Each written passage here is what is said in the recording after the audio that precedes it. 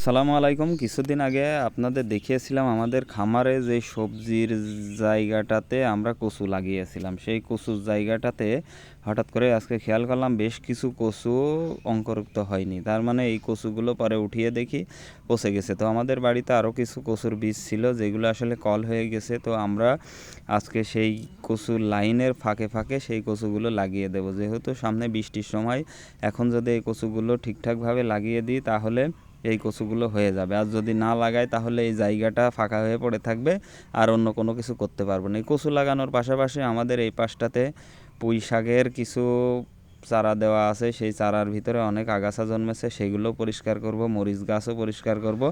এবং আমরা যে লাল শাক বুনেছিলাম আমাদের এই জমিটাতে, সেই লাল শাক আমরা প্রতিনিয়তই খাচ্ছি, কিন্তু এর ভিতরে 2 দিন করে আমরা বাজারে দিয়েছি। তো আজকেও আবার নতুন করে কিছু শাক উঠায়ে বাজারে দেব, কারণ এত পরিমাণে বড় হচ্ছে শাক, যদি এখন না উঠিয়ে ফেলি কিছুদিন পরে ডাঁটা হয়ে গেলে আর এই শাকের ডাঁটা খুব একটা ভালো লাগে না খেতে। আর এই কচুগুলো মারা যাওয়ার কারণ হচ্ছে আমরা যখন লাগাই এই বেসনগুলো একটু রৌদ্রের ভিতরে ছিল, যার জন্য এই বেসনটা অনেকগুলোই শুকিয়ে গেছিল কলগুলো, সেই জন্যই হয়তো মারা গেছে। তখনই আমরা বুঝেছিলাম এই কচুগুলো আসলে নাও বাঁচতে পারে, কিন্তু তারপরেও যেহেতু বাড়ির বেসন সেহেতু ফেলে তো দেওয়া যায় না, এই জন্যই আর কি লাগিয়েছিলাম। তো যাই হোক, বেসন আরও ছিল, যার জন্য আমরা আসলে এইটা বাণিজ্যিকভাবে কোনো কিছু করছি না, আমাদের বাড়িতে খাওয়ার জন্য। পাশাপাশি যেটুকু উদ্বৃত্ত হয় সেইটুকু আমরা বাজারে বিক্রি করে দিই। আর আমরা এখন যে জায়গাটা পরিষ্কার করছি এইখানটাতে লাল শাক ছিল, গত সপ্তাহে আমরা হাটে উঠিয়ে দিয়েছি। এখন এই জায়গাটা ফাঁকা হয়েছে, এইখানে আমরা আবার নতুন করে শাক ডাঁটা অন্য কিছু বুনে দেবো ইনশাল্লাহ।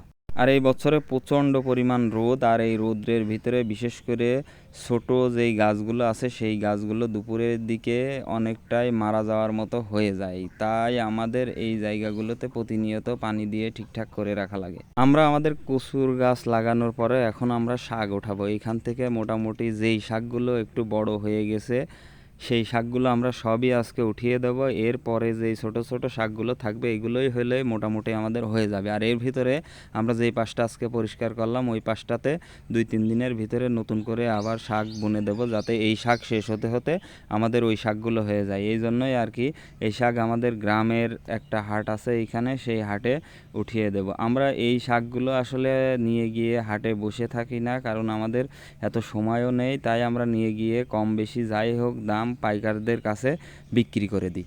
আর আমাদের খামারের ভিতরে যে আমাদের মোটামুটি 2 থেকে 3 কাঠার মতো জায়গা আছে এই সবজি চাষের জন্য, যেটা দিয়ে মোটামুটি সারা বছরই আমাদের টুকটাক খাবার চলে যায়। পাশাপাশি কিছু খাবার হয়তো শাকসবজি বাজার থেকে কিনা লাগে, যেগুলো আসলে আমরা আবাদ করি না বা আবাদ করতে পারিও না। আসলে এই খামারের ভিতরে বসে থাকার সময় আমরা এই কাজগুলো করে থাকি। তো সবাই আমাদের জন্য দোয়া করবেন। আসসালামু আলাইকুম রহমতুল্লাহি ওয়া বারাকাতুহু।